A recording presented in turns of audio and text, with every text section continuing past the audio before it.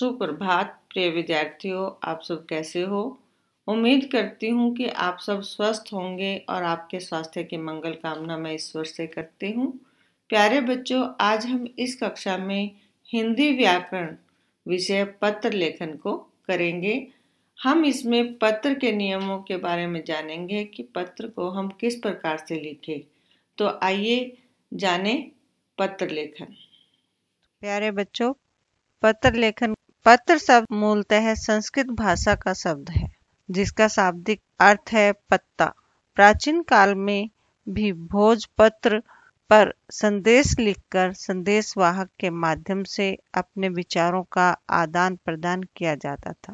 पहले समय में पेड़ का एक भोजपत्र पेड़ होता है, उसका पत्ता लेते थे और उस पर संदेश, अपना जो मैसेज उनको भेजना होता था उस पर लिखते थे और जो विचार वो कहना चाहते हैं और लेना चाहते हैं उनका आदान प्रदान, लेना और देना उस पत्ते के माध्यम से ही करते थे।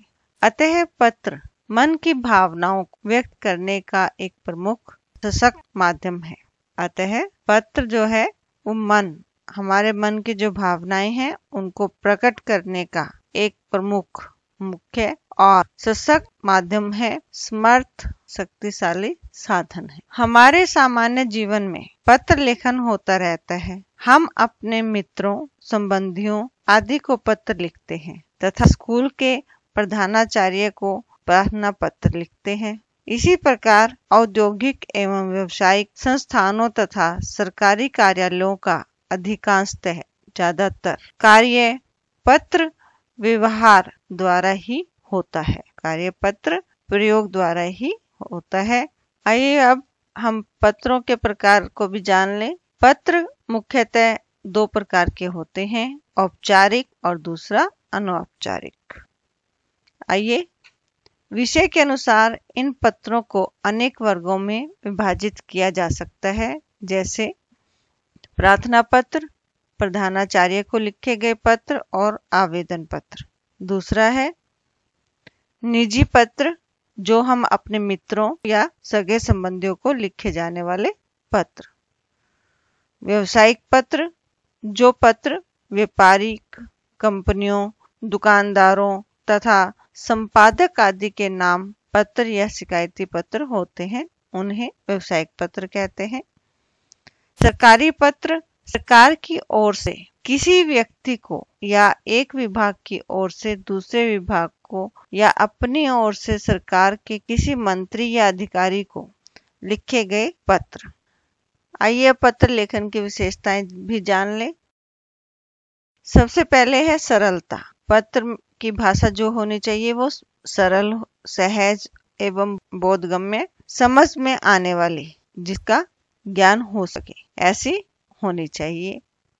मौलिकता, पत्र में मौलिकता होनी चाहिए। मौलिकता का अर्थ है आधार, कि उसका कोई आधार होना चाहिए। पत्र को पढ़कर पाठक को ऐसा नहीं लगना चाहिए कि ये विचार लेखक के न होकर किसी और व्यक्ति के हैं, कि जो लिखने वाला लेखक है उसके न होकर किसी और व्यक्ति उसके बारे में बता रहा है, उसके लगे, ऐसा ना हो। तीसरा है संक्षिप्तता, संक्षेप जिसे कहा जाता है। पत्र में संक्षिप्तता होनी चाहिए। पत्र में लघुता अर्थात छोटा होना चाहिए। कम से कम शब्दों में अधिक से अधिक भाव स्पष्ट होने चाहिए। हम थोड़े वाक्यों में अपनी सारी बात कह सकें, ऐसे हमारे भाव स्पष्ट होने चाहिए। स्पष्टता, सरलता, पत्र की भाषा स्पष्ट यथा प्रभावशाली होनी चाहिए। पत्र जो हम लिखते हैं उसकी भाषा कैसी हो, बिल्कुल स्पष्ट हो और प्रभावशाली। करते जिन शब्दों का हम प्रयोग कर रहे हैं, जो हम लिख रहे हैं, दूसरे व्यक्ति, सुनने वाले, देखने वाले उससे प्रभावित हो, ऐसी स्पष्टता होनी चाहिए। संबद्धता अर्थात लगाव, संगति। पत्र को लिखते समय लेखक को अपनी आयु, पद, संबंध को ध्यान में रखकर पत्र लिखना चाहिए। जैसे लेखक कौन है, लिखने वाला, वो आयु के अनुसार, कि कम आयु वाला व्यक्ति है उसको हम किस प्रकार से लिखें, अधिक आयु वाला है उसे हम किस प्रकार का, या सम आयु हमारे बराबर की आयु वाला, उसको किस प्रकार का पत्र लिखना है, क्या लिखना है, उसमें पद पोस्ट होती है। संबंध को ध्यान में रखकर इन सब चीजों का लिखना चाहिए। इन सब चीजों को ध्यान में रखकर ही पत्र लिखना चाहिए। आगे है पूर्णता। पत्र अपने आप में पूर्ण होना चाहिए। जो हम पत्र लिख रहे हैं वो पढ़ते समय ऐसे लिखे कि ये सब बातें पूरी हो रही हैं। इससे पत्र पढ़ने के बाद किसी प्रकार की जिज्ञासा शेष नहीं रहनी चाहिए। जब हम पत्र पढ़ लेते हैं तो हमारे मन में जो इच्छा है वो बाकी नहीं रहनी चाहिए, सब कुछ स्पष्ट हो जाना चाहिए। आगे है शिष्टता। शिष्टता सरकारी पत्रों की भाषा शैली शिष्टता पूर्ण होनी चाहिए। सरकारी जो पत्र लिखे जाते हैं उनकी जो भाषा शैली है वो सभ्य होनी चाहिए। शिकायत या नाराजगी भी शिष्ट भाषा में ही प्रकट की जाए तो उसका अधिक प्रभाव पड़ेगा। जो हम शिकायत कर रहे हैं या हमारी कोई नाराजगी है वो भी सभ्य भाषा में ही हमें जाहिर करनी चाहिए, जिससे हमारा जो पत्र हमने लिखा है उसका प्रभाव पड़ता है। आइए अब पत्र आरंभ करना और उसका समापन, उसे कैसे समाप्त करना है, कैसे पूरा करना है, उसकी भी तालिका है, उसे हम जान लें। ये तालिका दी गई है, इसमें पत्र के प्रकार बताए गए हैं, संबंध उनका बताया है कि किसको हम लिखें, क्या संबंध है, संबोधन हम उन्हें किस प्रकार से संबोधित करते हैं, अभिवादन क्या हमें उनका अभिवादन किस प्रकार से अभिवादन करना चाहिए, और अंत में हमें उसे किस प्रकार से समापन में समाप्त करना चाहिए। अब जैसे निजी पत्र हैं, हमारा संबंध अगर माता पिता से है, पत्र लिखने का बड़े भाई से है, दादा दादी से है, परिवार के किसी भी सदस्य से है, तो हम उसे संबोधित करते हुए पूज्य, पूज्या, पूज्यवर, आदरणीय, माननीय कहकर हम संबोधित करेंगे, संबोधन रहेगा। अभिवादन करते हैं कि जैसे माता को लिखा सादर प्रणाम, सादर नमस्कार, चरण स्पर्श, इन शब्दों का प्रयोग कर सकते हैं। बड़े भाई को, दादा दादी को, पिताजी को, किन्हीं को भी हम अपनों से बड़ों को जो पारिवारिक निजी संबंध होता है उनको लिखते हैं तो हम इस प्रकार से नमस्कार करते हैं। आगे हम समाप्त कैसे करें। समाप्त करते समय हम लिखते हैं आपका अपना, आपका स्नेह पात्र, आपका कृपा पात्र, आपका प्रिय पुत्र, तो नाम वगैरह देते हैं। इस प्रकार से हम उसे समाप्त कर। अब अन्य पत्र लिखते हैं। अन्य पत्र के प्रकार जैसे सगे संबंधियों से लिखना हो, मित्रों को लिखना हो या अपने छोटों को लिखना हो, तो हम संबोधन करते समय बोलते हैं परम आदरणीय मित्रवर, प्रिय मित्र, बंधुवर, प्रिय कोई नाम भी दे देते हैं जो छोटा है, परम प्रिय जो हमसे बराबर में या बड़ा, प्रियवर, चिरंजीव, इन शब्दों का हम प्रयोग कर सकते हैं। अभिवादन करते समय, क्योंकि संबोधन के बाद हम क्या करते हैं, अभिवादन करते हैं। अभिवादन करते समय हम नमस्कार, नमस्ते, सप्रेम नमस्कार, शुभाशीष, इन शब्दों का प्रयोग करते हैं। और अंत में समापन करते हैं जब, तब लिखते हैं आपका पुत्र, स्नेहाकांक्षी, तुम्हारा मित्र, इन शब्दों का प्रयोग करते हैं। अब है व्यवसायिक पत्र, जैसे पुस्तक विक्रेता को लिखना है, बैंक मैनेजर को लिखना है, अन्य अथवा अन्य व्यापारी वर्ग को लिखना है, किसी को भी ऐसे लिखना है तो हम कहते हैं श्रीमान जी, महोदय, प्रबंधक महोदय, माननीय महोदय, श्रीमान जी या प्रकाशक महोदय, ऐसे शब्दों का प्रयोग करेंगे संबोधन में। अब आता है अभिवादन कैसे करें। हमने संबोधित तो कर दिया, अभिवादन करेंगे जय हिंद, जय भारत, अभिनंदन, ऐसे शब्दों से, ताकि हमारा जो पत्र है जो हम लिखना चाहते हैं उसमें वो प्रभावशाली बना रहे। अब समापन करते हैं आपका शुभ चिंतक, हितैषी, शुभेच्छु, भवदीय, भवदिया, प्रार्थी, प्रार्थिनी, स्त्रीलिंग का प्रयोग हो गया, निवेदक, ऐसे शब्दों का प्रयोग हम समापन में लिखते हैं। अब आता है प्रार्थना पत्र, जो हम अपने स्कूल के लिए लिखते हैं, अपने प्रधानाचार्य को या प्रधानाचार्या को, उनसे हमारा संबंध रहेगा। संबंध में क्या रहेगा, संबंध में प्रधानाचार्य, प्रधानाचार्या। अब संबोधन में क्या लिखते हैं? मान्यवर, महोदय, महोदया, श्रीमान जी, श्रीमती जी, इस प्रकार से। और फिर उसके बाद हम कुछ नहीं लिखते। अभिवादन में समापन करते हैं, आपका आज्ञाकारी शिष्य, आपकी आज्ञाकारिणी शिष्या, ऐसे शब्दों से हम समापन करते हैं। अब आते हैं सरकारी पत्र। सरकारी पत्र में भी हम जैसे हमने स्कूल के लिए लिखा इसी तरह से हम सरकारी पत्रों को भी लिखते हैं। संबंधित अधिकारी, केंद्रीय मंत्री या स्वास्थ्य अधिकारी, इस तरह से पोस्ट मास्टर आदि शब्दों का हमारा संबंध रहता है। और संबोधन करते समय हम लिखते हैं माननीय महोदय, मान्यवर महोदया, ऐसे शब्दों से हम उन्हें संबोधन करते हैं। अभिवादन में नहीं आता यहाँ पर कुछ। अब समापन में आता है भवदीय, भवदीय, भवदिया, विनीत, प्रार्थी, निवेदक, उत्तराकांक्षी। तो इस प्रकार हमने पत्र को आरंभ करना सीखा और उसका समापन भी सीख लिया। बच्चों, उम्मीद करती हूँ आपको समझ में आ गया होगा कि हमें किस तरह से उसे शुरू करना है, कैसे हमें संबोधित करना है, अभिवादन किस प्रकार से हमें किन शब्दों से अभिवादन करना है, और अंत में समापन किस तरह से किन किन शब्दों का प्रयोग करें समापन करते समय, ये भी आपने जान लिया होगा। आइए बच्चों, अब हम औपचारिक और अनौपचारिक पत्र के उदाहरण देखें, पढ़ें और समझें।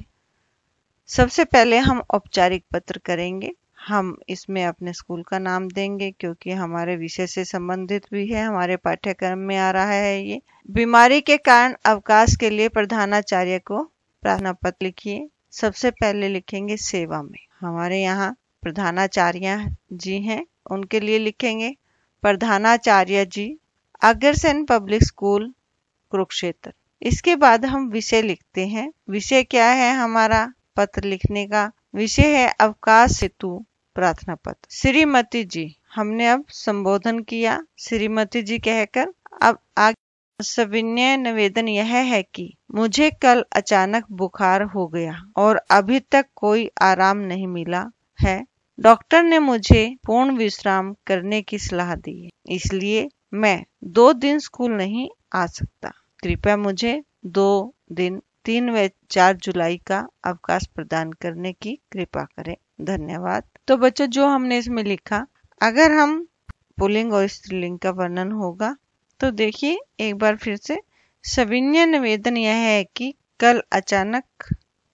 कल अचानक बुखार हो गया और अभी तक कोई आराम नहीं मिला।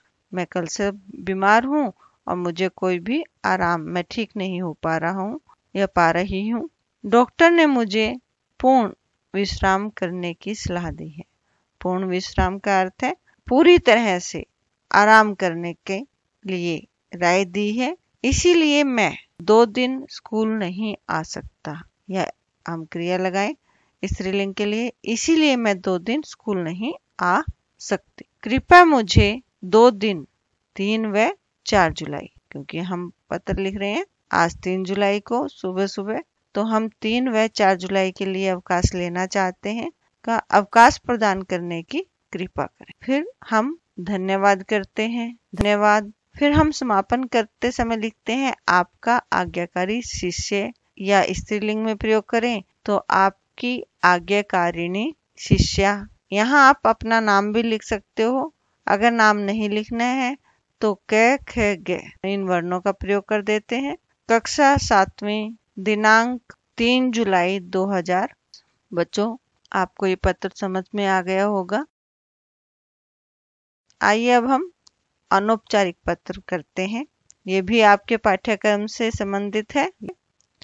दूसरा पत्र है माध्यमिक परीक्षा में प्रांत भर में प्रथम आने पर अपने मित्र को बधाई पत्र लिखिए। बच्चों, माध्यमिक का अर्थ होता है 8वीं कक्षा तक माध्यमिक बोला जाता है। प्रांत भर का अर्थ है देश भर में। प्रथम आने पर बधाई पत्र। परीक्षा भवन, यहाँ हम कुछ भी ना लिखकर सीधा लिखते हैं परीक्षा भवन। फिर नाम ना लिखकर हम लिखते हैं क ख ग। दिनांक 4 जुलाई 2020। प्रिय मित्र राकेश, सप्रेम नमस्ते। जैसा कि उसमें बताया था अपने मित्र को लिखना है या सगे संबंधियों को लिखना है तो हम क्या लिखेंगे, प्रिय मित्र नाम दिया था राकेश। अब संबोधन क्या करना था, सप्रेम नमस्ते। आज सुबह सुबह समाचार पत्र दैनिक जागरण के प्रथम पृष्ठ पर तुम्हारा फोटो देखकर अति प्रसन्नता हुई। आज सुबह सुबह जब समाचार पत्र दैनिक जागरण के पहले पृष्ठ पेज पर तुम्हारा फोटो देखा तो मुझे अधिक प्रसन्नता खुशी हुई कि तुम परीक्षा में प्रांत भर में प्रथम आए हो। तुमने जो परीक्षा दी थी उसमें तुम देश भर में पूरे नेशनल लेवल पर प्रथम आए हो। हृदय प्रसन्नता से भरा हुआ है, मेरा जो हृदय है वो खुशी से भरा हुआ है। तुम्हारी मेहनत को देखकर एक बड़ी आशा तो थी, तुम्हारी जो तुमने मेहनत की है उसे देखकर एक बड़ी उम्मीद तो थी मुझे, किंतु इतनी नहीं थी कि तुम प्रांत भर में प्रथम स्थान पाकर एक कीर्तिमान स्थापित करोगे, कि तुम देश भर में प्रथम स्थान पाकर एक यश फैलाकर सफलता प्राप्त करोगे। तुमने तो अपने स्कूल के साथ साथ माता पिता और गांव का नाम भी रोशन कर दिया। हमने अपने स्कूल का ही नाम नहीं, अपने माता पिता का और अपने पूरे गांव का नाम आसमान कर दिया, रोशन कर दिया। मैं भगवान से प्रार्थना करते हुए शुभ कामना करता हूँ कि तुम आगे भी बड़ी सफलता प्राप्त करो। अब बताओ पार्टी यहाँ आकर दोगे या मैं वहाँ आऊँ। अब हम अगर स्त्रीलिंग का वर्णन करें तो यहाँ आकर दोगी या दोगे या मैं वहाँ आऊँ। आपके पत्र की इंतजार में अब हमें समापन करना है। तुम्हारा अभिन्न मित्र या तुम्हारी अभिन्न मित्र, नीचे नाम कोई भी दे सकते हो आप। यहाँ जैसे मैंने लिखा है नवीन, आप कोई भी दे सकते हो, सुरभि, कुछ भी दे सकते हो। तो बच्चों ये आपका दूसरा पत्र आपके पाठ्य पुस्तक के अनुसार मैंने कोशिश की आपको समझाने की। उम्मीद करती हूँ कि आपको समझ आ गया होगा, याद करने में आपको आसानी रहेगी। अब हम तीसरे पत्र की ओर चलते हैं। ये भी आपका पाठ्यक्रम के अनुसार है और अनौपचारिक पत्र में आता है। रुपए मंगवाने के लिए पिताजी को पत्र। अब हम अपने सगे संबंधियों से बातचीत करते हैं, निजी पत्र के रूप में आता है। ये परीक्षा भवन कै खे गे, नाम न लिखकर हमने कै खे गे लिख दिया। दिनांक 4 जुलाई 2020। पूज्य पिताजी, संबोधन किया है। पूज्य पिताजी, चरण स्पर्श। निवेदन है कि मैं यहाँ सकुशल हूँ, निवेदन है कि मैं यहाँ पर स्वस्थ हूँ और आपकी कुशलता की मंगल कामना करता हूँ, कि आप स्वस्थ रहें, सुखपूर्वक रहें। यह मैं भगवान से मंगल कामना प्रार्थना करता हूँ। जैसा कि आपको मालूम ही है, मालूम अर्थात पता, जैसा कि आपको पता ही है कि मेरा परीक्षा परिणाम आ चुका है, कि मेरी परीक्षा का नतीजा परिणाम आ चुका है और अब मुझे अगली कक्षा के लिए नई पुस्तकें खरीदनी है।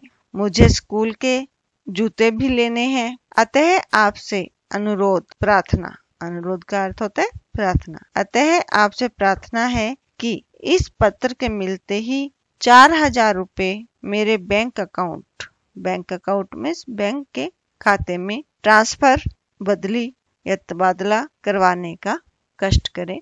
पूज्य माता जी को चरण स्पर्श। पूजनीय जो माता जी हैं, आदरणीय माता जी को चरण स्पर्श और अंजलि को ढेर सारा प्यार या प्रिया को ढेर सारा प्यार, जो भी आप लिख सकते हैं। आपका पुत्र से, यहाँ आप नाम भी लिख सकते हो। तो इस तरह से बच्चों आपको मैंने 3 पत्र करवाए। आपके पाठ्य पुस्तक में 3 पत्र दिए गए हैं। आपको इन तीनों पत्रों को याद करना है, लिखकर देखना है, ताकि समय पर जब परीक्षा में आए तो आप उसे लिख सकें। धन्यवाद। स्वस्थ रहें, मस्त रहें, पढ़ते रहें।